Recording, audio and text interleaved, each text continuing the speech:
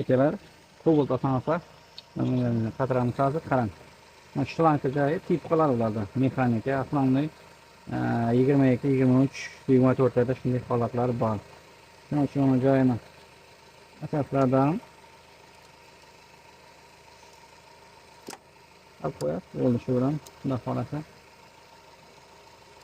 muammo hal bo'ladi. Shlanka kiymay turadi. Mana ko'tarib qo'ying. Nechta joyi ziyon etmaydi.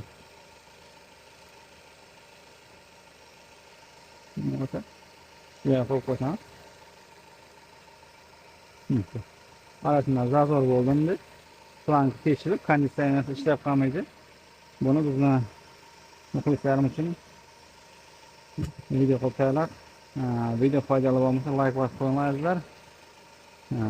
Qo'llab-quvvatlab turasiz.